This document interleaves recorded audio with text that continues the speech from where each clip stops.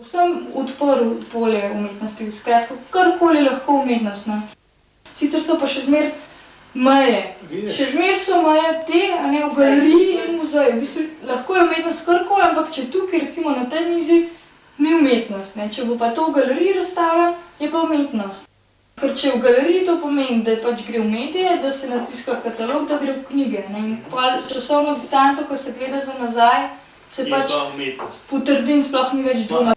Sodobna umetnost je pa kljub vsemu, da bi se radi pač ukvarjali z vsakdanjimi temami, spet se približa ljudem, še zmer problem zaradi tega, ker med ljudmi je splošno pač ta romantična še vedno prepričanje, da umetnik pač nekaj dela iz sebe ven in da to itak se ne razume in da trpi in da mora nekaj novega narediti in nekaj tazga, kaj en drug ne zna.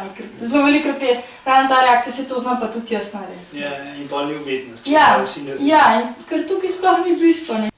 Spremenja se pa tudi to, da se včasih zmer vrednotili po kvaliteti, koliko kvalitetno je nekaj naslikano, pač to mojstrstvo.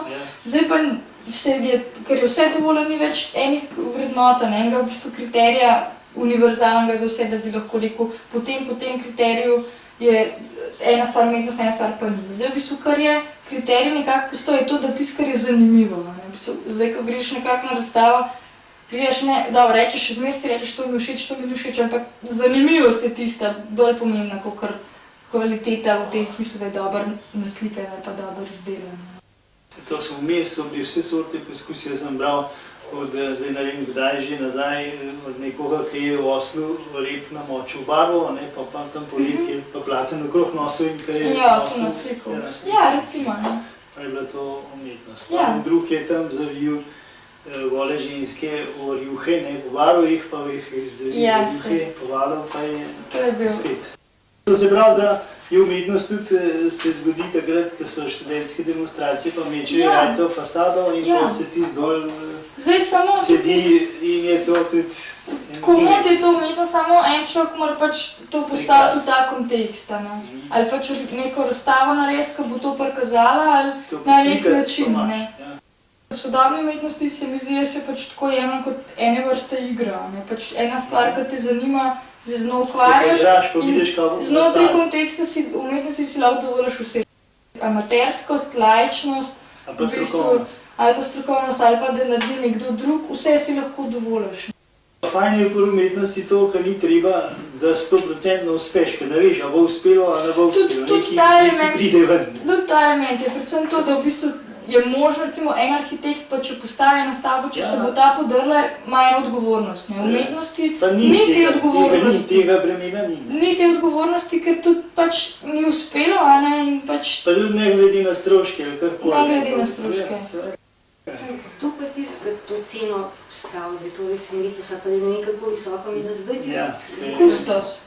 Kustos, ja. Kustos je človek v galeriji, ali pa v muzeju, ali pa tudi sodobni, ta, ki pač njega ponavadi ga najamejo v galeriji, muzej, da eno razstavo organizira. In on je tisti, sicer se posvetuje tudi z drugimi, ampak on je v bistvu tisti, on vrednoti. Ki vrednoti. On je tista potrditvena točka, skozi katero gre. Tako je to tudi malo osebno. Sigurno je, to je bil škandal, ker so včasih, recimo, so zmer verjeli, da kustos umetnosti zgodovine pač je šolnik, neizučen, fakultetoma narejen, ima vse objektivne poglede.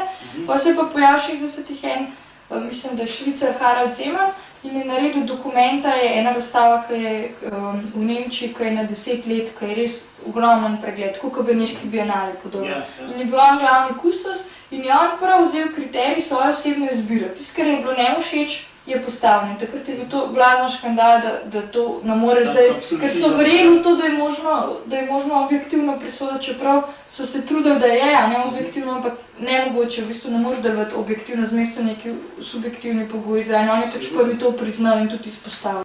En ruski umetnostni zgodovinar, pa tudi kustos, se je sploh postavil to teorijo, da je v bistvu vse skupaj ena institucionalizacija prijateljstva. Sploh v Rusiji pa recimo pri nas tudi, ker ni trg umetnosti toliko razvit, kot je recimo v tujini, ker pač v zadnji stoji denar in korporacije in zdaj zelo vse komercializirano in to je velik biznis pri nas, ali pa v Rusiji recimo pa tega ni in gre vse prek prijateljstva in prek poznanstva. Pač ti ga poznaš, en pozna drugega, ta pokliče tretjega, v bistvu pač naredijo razstavo. Ja, ker ni kupne moči. Ja, ker v bistvu tudi umetnost ima še zmeraj pač funkcijo enega hobija pri nas, ker ni v zunanji tujini recimo pač to kariera.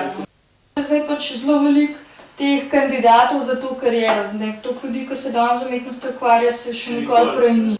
Zdaj je bilo preskupo samo take, ki imajo imena, ki so znani. Ja, no to je zaradi tega kot naložba, zelo veliko se gleda to kot naložba, se kupuje slike, recimo to, da se kup Van Goghova slika za ne vem koliko milijonov dolarjev, tiskajo kup, ni en blazen ljubitelj, ampak v bistvu zaradi tega, ker jo kup samo in kot investicija, ker ve, da bo čez 30 let pa še enkrat več vredna in dostakrat jo zaklenejo v en sef, sploh je noben ne vidi.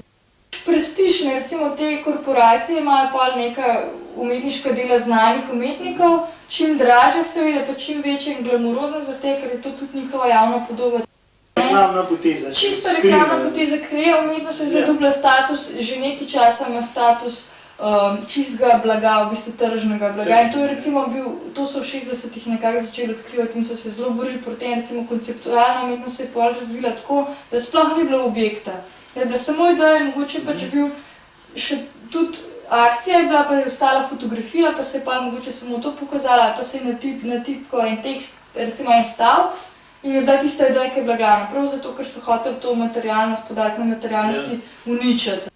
Piero Manzoni, kar je naredil, se ste to verjetno prebrali v časopisu, ker je tudi bilo, da je svoj drek zapakiral v konzervo. Ja, to sem bral. Naredil je, ne vem, mislim, da je naredil 90 kosov tega, pač na gor plaketo dal in je prodajal 30-gramska konzerva in je prodajal po trenutni ceni zlata za 30 gramov. Pač to, kar umetnik naredi, je zlato. To je bilo neposredno, recimo, pač komentar na to in zdaj sem vam prebrala, zdaj ne vem točno številke, ampak mislim, da so vedno se pisali. Mislim, da so zdaj prodali 91. leta na dražbi eno od konzerv za $64,000. Nekaj tazga, ne. Čisto sigurno vse za noščo, večitno naredi. Ja, to je kritika, ker zelo veliko v umetnosti se je delalo pač kot kritika same umetnosti in kritika družbe in teh vseh stvari. Neposredna kritika, ampak Ni kapna na to. je seveda je kapna. Vse ljudje v bistvu, večina jih, ja, seveda škandali, večina jih je rekla, to ni umetnost, ampak eni so pač to sprejeli. Zanimivo. Ali ne bom razumela umetnost, ne tako ali ne.